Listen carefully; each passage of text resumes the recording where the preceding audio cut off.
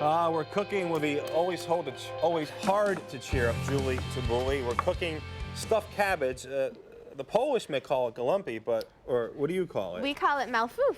Malfouf. Okay, Yeah, and it's the same thing, malfouf. right? More or less? More or less. There's a couple obviously different ingredients we put in that kind of make it signature to Middle Eastern or Lebanese cooking, which Okay. I'm going to talk about. But it does require cabbage. It obviously requires cabbage. Cabbage is in season right now. I love cabbage personally. I think it's kind of an overlooked vegetable, you know, and kind of doesn't get a fair shot. You think of like coleslaw, sauerkraut, you know, boiling it with potatoes, but there's many wonderful things that you can do with it, and one of them is our malfouf or gumkis. All right. So how do?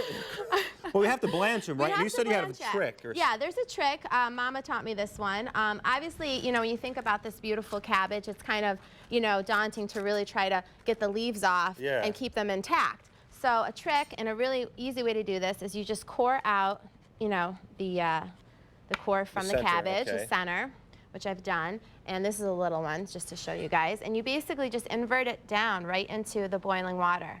And basically in about 5 to 7 minutes or so, the leaves will just start to begin to come off. So it's a blanch, right? It's a blanch. You're just kind of giving them nice and soft, like these over here. And I'm going to just show you how to kind of essentially cut the cabbage leaves. So here we go. It's just, you know, just a little bit pliable so you can roll it. You don't want to overdo it. And then what you want to do for each leaf is just take out, just trim off this hard stem right there. Kind of the vein, if you will. The vein, yeah, because it's a little tough, you know. Takes longer to cook.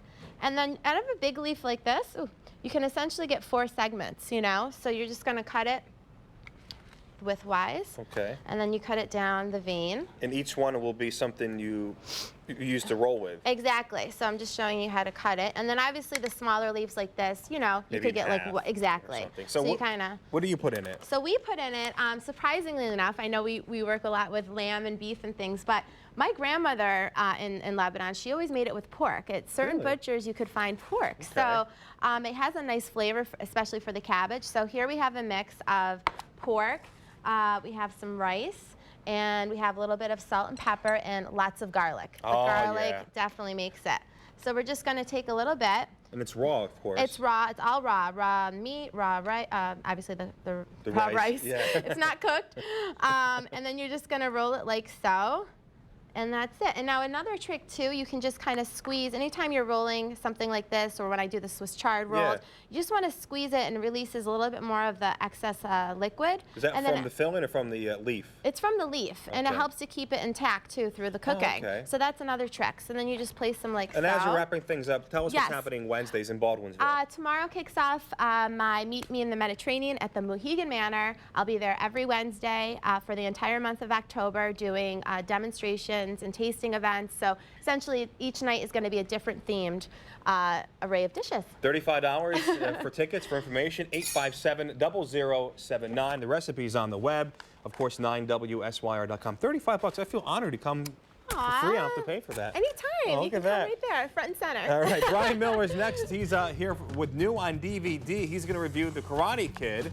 Let's see if it has a knockout below. Next on Bridge Street.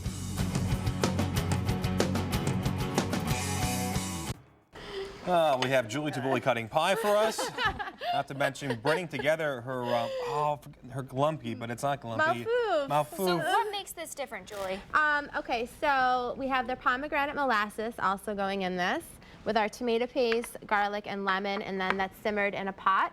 All with some nice water, and that's kind of the. Is that gonna cook? It's about 30 minutes, about a half hour. You bring it to a boil, and then you just lower it down, and till essentially Oven all or the on the stove on the stove top. Okay. Stove top is the way to go with that one. Yes, and it also is vegetarian. You can have this because Kaylee here is vegetarian, so just minus the meat, and you're all set to go with that. I love that you can do it both ways. That's you know, right. I can make it meat for my husband and vegetarian for myself. Both the producers are on the vegetarian. I guess. Are you qualified vegetarians? Ish. Just like I'm a pescatarian. I think you guys are the same. Okay.